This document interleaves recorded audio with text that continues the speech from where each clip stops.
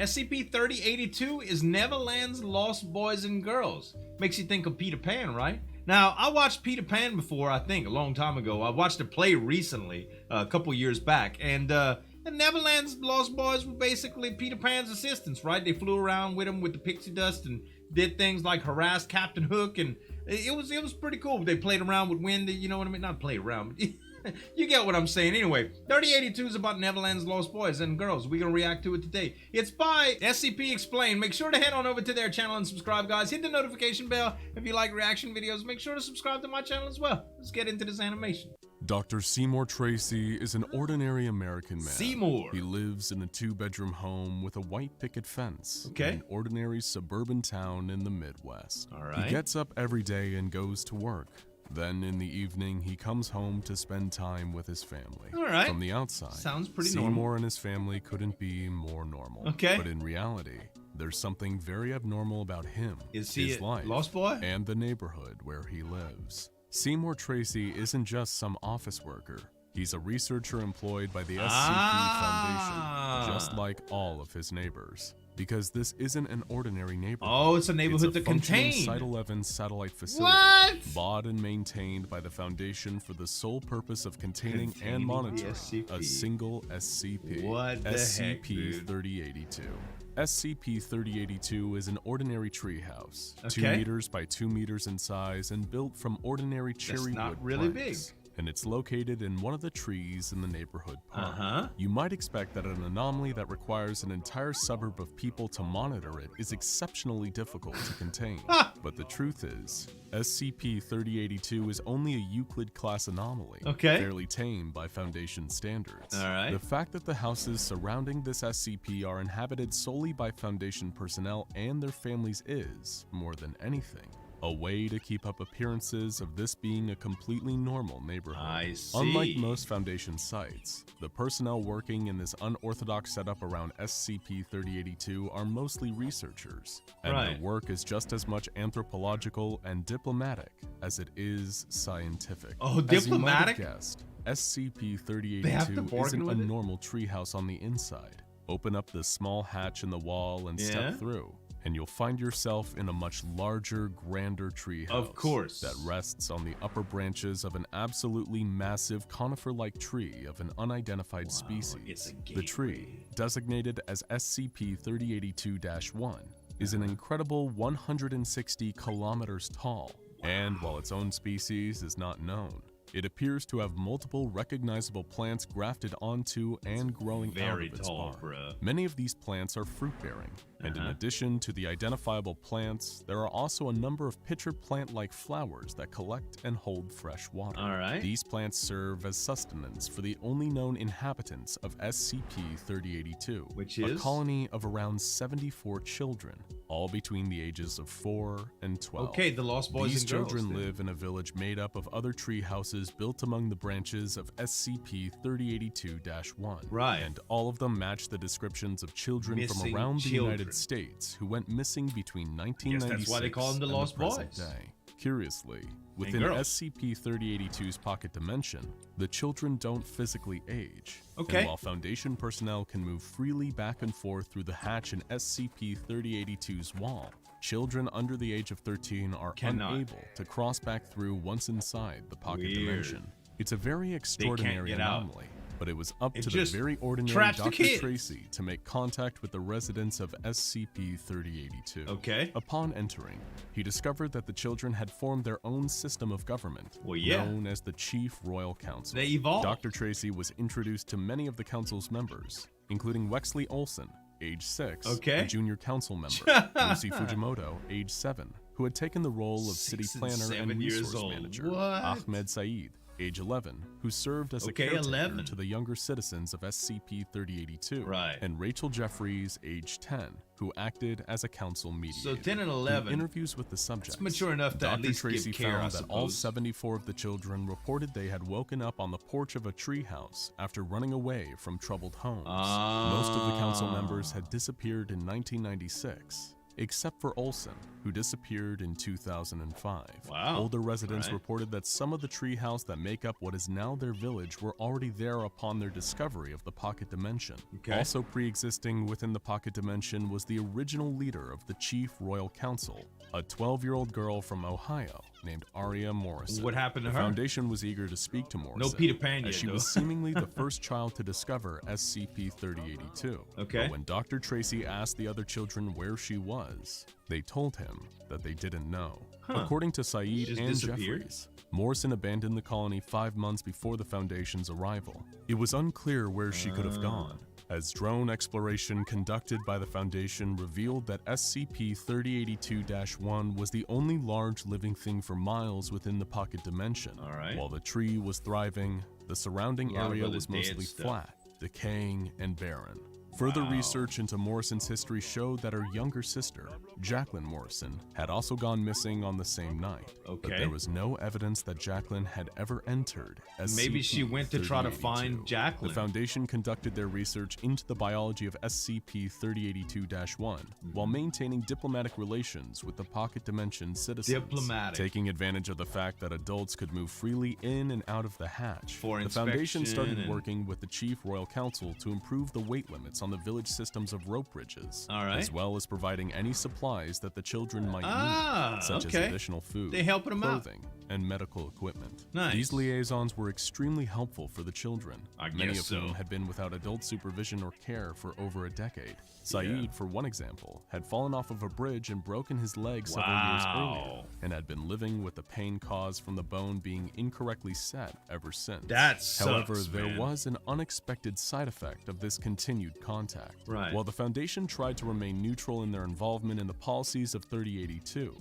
through Dr. Tracy's interviews, he discovered that the SCP Foundation's presence in the treehouse had caused a schism within the Chief Royal Council. The vast majority of the children, including Saeed, Jeffries, and Fujimoto, supported the Foundation's presence Right. and wanted to work with them to find a way to leave the world of 3082 But there was some and rebels, return huh? back to what the children called the real world. Right. But a splinter group had developed, calling themselves the Neverland Movement. Okay. The Neverland Movement were angered by the Foundation's interference and intended to resist any attempt to return the children to civilization. They Olsen had hated become their the de home facto life, leader though, of the right? splinter group and made no secrets about his views on the Foundation. Right. He swore at Tracy during interviews and frequently butted heads with the rest of the council, Fujimoto in particular. At one point, Tracy overheard the two of them fighting, with Olsen arguing that Neverland gives them everything they need without any grown-ups to tell them what to do, Right. and that they would be stupid to give that up.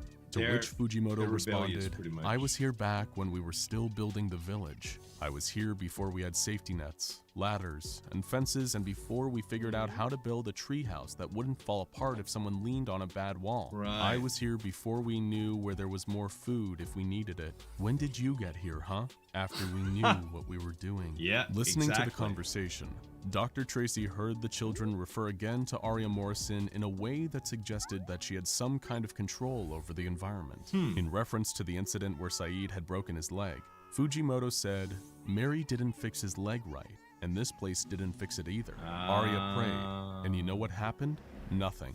From Yeah. this comment, the Foundation started to theorize that Aria had somehow been involved in the creation of SCP-3082. Okay. And Aria was officially designated as SCP-3082-2. One Okay. morning, when Dr. Tracy entered the treehouse and walked through the hatch to conduct further interviews, he was greeted by Olsen, who was the only child in the main treehouse at the time. Right. Tracy asked what was wrong, and Olsen explained that the tree had started to change. Uh-oh. A wooden slide had appeared between two of the tree's fruit-bearing branches, snapping the rope bridge and making the fruit more difficult to access. Uh-oh. On top of that, Olsen said that the apples the trees produced were different now. They looked like apples from the outside, Did they not taste but good? now seemed to be made of cotton candy on the inside. Dr. Tracy what? put in a request for non-perishable foods to be sent through into the pocket dimension.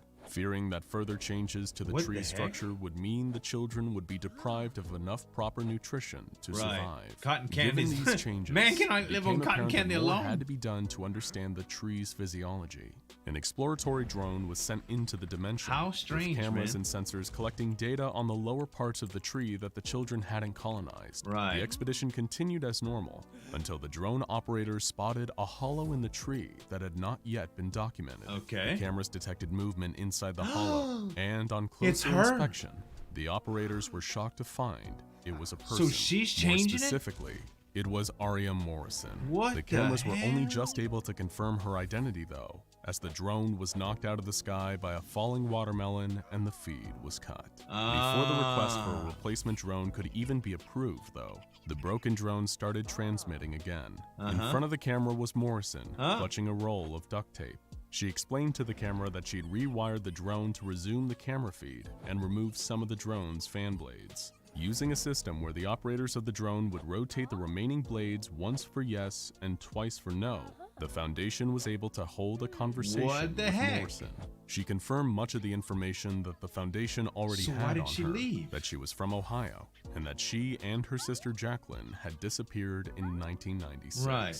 During the conversation, Morrison wrote down a Morse code-like system through which to communicate more complex questions and She's answers. smart. And with the help of this Morrison code, the Foundation was The able to conduct a Morse series code? of more What? in-depth interviews with the subject. I know the they first did. interview occurred 44 hours after first making contact. Okay. And the drone operators explained to her the nature of the SCP Foundation in basic terms. Right. They assured her that the other children were still safe in the village, but Morrison didn't volunteer any more information about herself. Okay. 9 days later, though, she finally told the Foundation her story. All right, what Aria happened? and Jacqueline Morrison had a difficult childhood together. Right. Their parents fought constantly and would often leave their sisters at home without supervision for long periods of time. Wow. Jacqueline, perhaps aided by all the time she spent alone, the displayed fairy an extremely tales. active imagination. So active, in fact, that Aria claimed she was able to pull things out of thin air, Wow. warping reality around her She's to an fit anomalous. her imagined She's a scenarios. reality bender. Aria recalled that one year when What? the Morrison parents had forgotten Jacqueline's birthday,